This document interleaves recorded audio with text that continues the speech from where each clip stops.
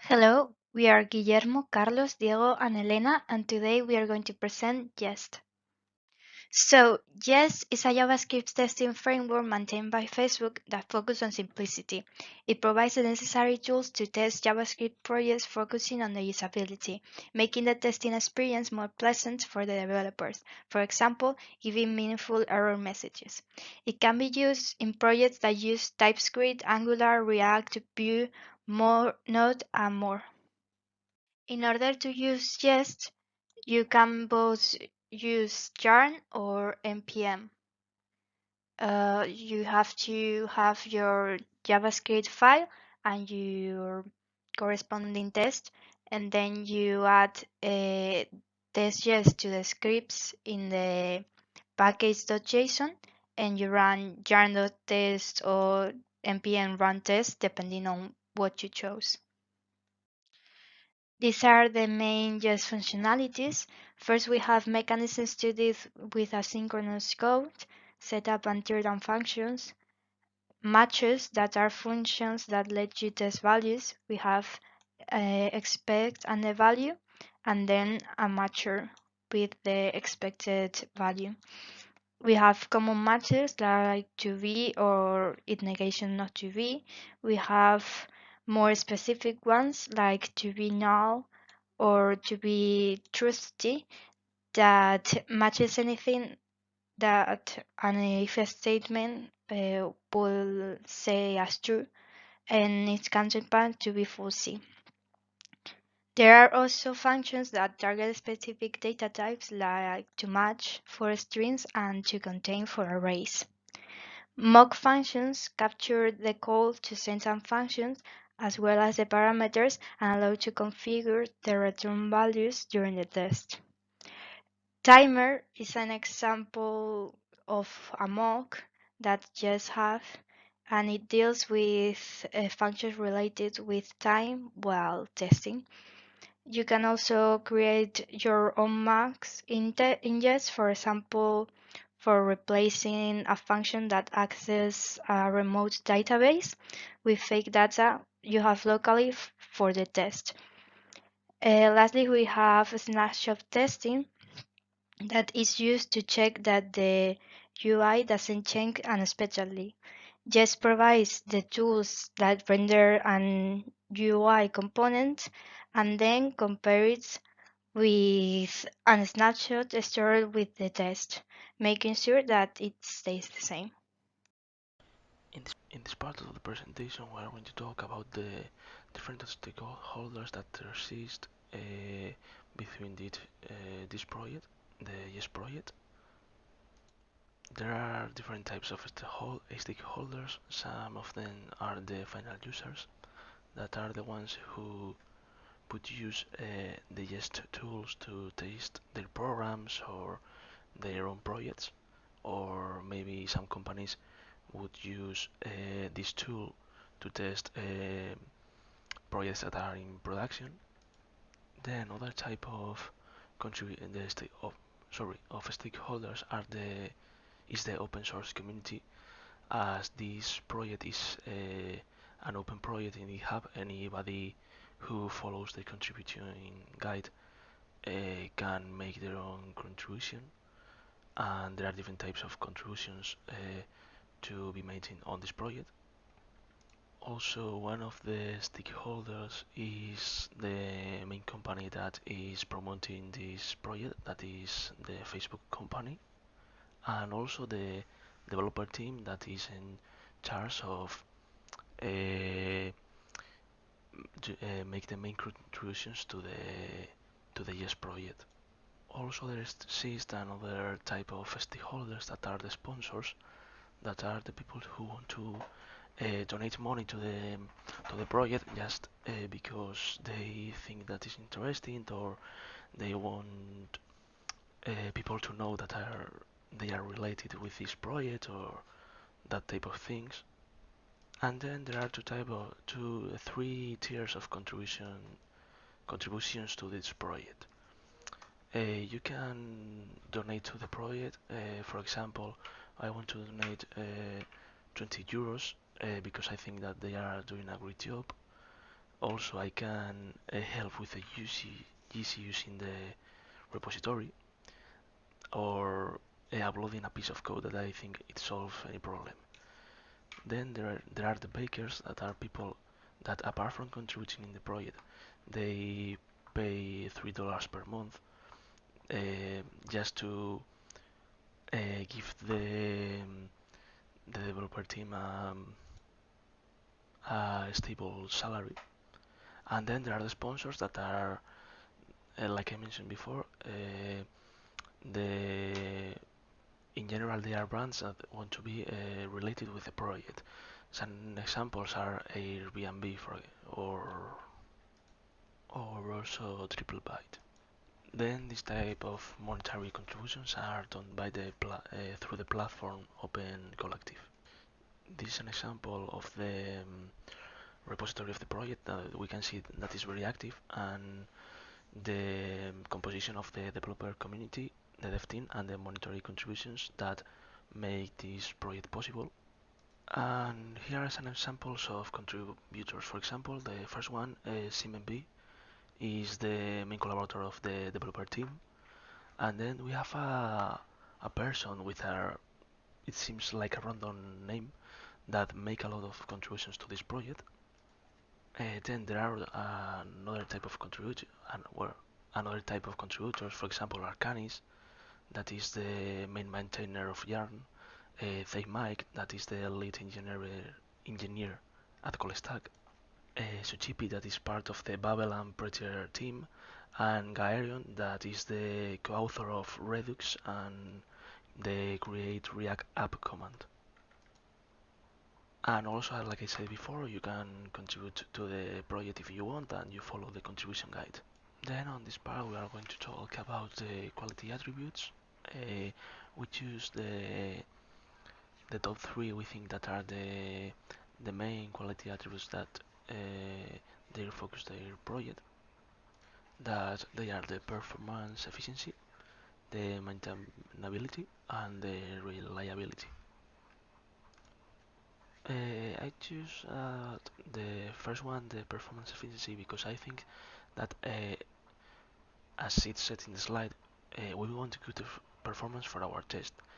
It's useless that a tool that is used for testing has a bad performance because there are a lot of tools that can be used to test our performance. So if the if jest had a bad performance, we would should choose any other testing tool. Then there is the maintainability that is very important for this project, as their main income is from sponsors and bakers, and they need to save cost for every part. So one good way to save cost is avoiding the use of bad techniques at programming, and avoid to have to redesign their designs, or to change any class, or to delete some function because it was bad developed and now they have conflicts with another new feature. And then the last attribute that I think is the most important in this project is the reliability. If we are testing, we must we must know that the test that the test tool is testing correctly our program. We should not use a testing tool that provides us erroneous outputs. So the Jest developer team has to be sure that all what they do in the project is for testing correctly programs. They cannot implement something that could break the program that is test, or implement a new function that could output some erroneous data or some erroneous result that could lead the user to think that their their implementation of their program is bad, but the thing that is bad it is the testing tool. Hello everyone, I'm Carlos and I'm going to explain you the jest architecture. The code has been organized by dividing it into packages with specific functionalities. This modular architecture allows us to easily extend its capabilities. Currently, there are 48 inside the repository folder. Now we are going deep inside the architecture to see the main behavior. Not all modules will be named as it will be a very long video. We will only mention the most important ones. As this topic is a bit extensive, I've divided the process in two pieces. We'll see them now. First of all, the flow starts when the user types jest wherever in order to execute the test. At that point, the jest CLI is executed. The main purpose of this package is to wrap all the other ones, and it has two names due to legacy reasons, jest CLI and jest. Then, the jest config is called. This module looks for the configuration files and creates two objects, a global config and a project config. This configuration file sets lots of strings such as the number of workers, the timers, or the modules that are in use. Once we have the configuration files, just call the module jest_haste_map. The objective of this module is to answer two questions: what files are in the project, and which are the dependencies between them. This is a very time-consuming process, and for making it less heavy, it makes use of an external module called Watchman. That's why you see it in a different color. Watchman notifies all the file system operations on the project directory and returns a list of changes. Jest HasteMap also makes use of the module JestWorker, which can be used anywhere in order to parallelize work across processes by using all the available cores in the CPU. Finally, it returns a flat map structure containing all the files with the dependencies. Until now, lots of things happened, but nothing is really done. The Facebook team says that for small to medium-sized projects, running this previous code lasts for about 50 to 100 milliseconds, and that's pretty fast for such a huge work. Remember that now we have three objects: the haste map, which is called haste context, the global configuration, and the project configuration, which comes from the jest config. At this point, jest is going to wrap those objects and create a new type called context. Once we have the context object, we want to actually run the test. In order to do it, we call these three classes that we see in a darker orange that are declared inside the jest CLI. As its name says, the search source will search inside the files of the haste map looking for all the tests that we have in our project. Then it passes them to the test sequencer. Maybe these names sound strange for you, but also for the Facebook team, who wasn't able to find a better one. Whatever, this test sequencer tries to give the test a nice ideal order of execution. It's kind of smart because it uses simple heuristics such as run the failed test first, check the duration of the previous executions, and order by the length of the test. In the next step, all ordered tests go to the test scheduler, who decides how are they executed. Maybe it decides that our test will run sequentially, or instead we could try to run them in parallel. The scheduler also creates the reports. After we schedule a test, Jest will call the Jest runner, which is in charge of actually running the test. It can make use of the Jest worker in the same way as the Jest HasteMap does. As the Facebook team wanted Jest to be generic, it is possible to change this module with an external one just like Puppeteer. Then it goes to whether Jasmine or Circus. As you must notice, Jasmine is based on the Jasmine test framework that the team of Facebook decided to eliminate the things they didn't like. They added their own stuff and wrapped it all into Jasmine 2. Circus is currently being developed by the community, but at the time of this video is not the default one. This last module, Jest Runtime, allows the test to be executed in isolated environments. It makes use of the VM packages and test environment to give each process a context. Once all the tests are run, the results are collected by the use of callbacks to the test scheduler, who fills the reports and prints them into the strings. And this is basically how Jest works. Hi, I'm Diego, and I'm going to start by explaining you the ways in which you can contribute to the development of Jest. As you know, Jest is an open source project set up by Facebook. Anyone can access its GitHub repository page. Jest is a quite big project with currently 1051 contributors. Anyone can be part of it, but there are some rules that must be fulfilled. In first place, Facebook imposes a code of conduct to all its open source community, so any comment, pull request, or document must consider it. If you're good with this, you can start by solving some of the issues marked by the Jest community as good first issue. They are designed for novice users that want to make an initial contact with the development of the framework. However, if you feel confident enough, you can just dip into one of the several issues and try to provide a solution for it. Now they have almost 840 open, so there is plenty of work to do if you're looking for some entertainment. But hey, don't go so fast. There are some rules for code development and style that your pull request must fulfill when it's checked by the core team of Jest. These are just some of the conventions Jest code must follow, but just in case, try to take a look to the How to Contribute part of the documentation. Now let's see how to compile Jest in your machine. First, you must install Yarn, that is the package manager used for running development scripts in Jest. You must install Python 2.7, as Yarn uses it to run the yarn install command. Keep an eye on the version, as 3.0 is not supported. Node.js version 12 is also needed, so go ahead and get everything ready. Once you've finished, clone the Jest repository to your local machine. First, run yarn install. When it is ready, you can build Jest by means of these two commands: yarn run build and yarn test.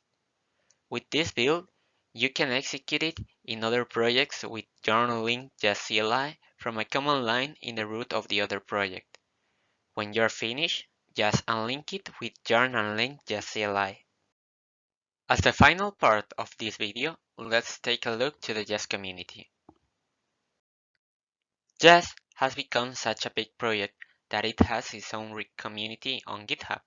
Here you can find many other projects based on Jest, from extensions for third-party software to modules that increase Jest functionalities. Probably one of the most famous ones is Jest Visual Studio Code Extension. It has more than 300,000 downloads and provides you with many different useful functionalities to make your life easier using the framework. Jest extension also indicates the code coverage of your project, as well as an indicator for watch mode status. To install it, just go to the extensions menu inside VS Code and look for Jest. Other of the most popular projects in Jest community is Jest Extended. Jest is an amazing test runner and has some awesome APIs built in by default. However, there are some times where having more specific matchers, that are assertions, would be far more convenient. Jest Extended aims to add additional matchers to Jest default ones, making it easier to test everything. It can be installed using this command. As a conclusion, we have seen that Jest is a flexible and useful framework for JavaScript testing. It allows plenty of options to develop good quality tests that will for sure improve your software and detect possible errors in an easy way. So if this video has drawn your attention, go ahead and give it a try.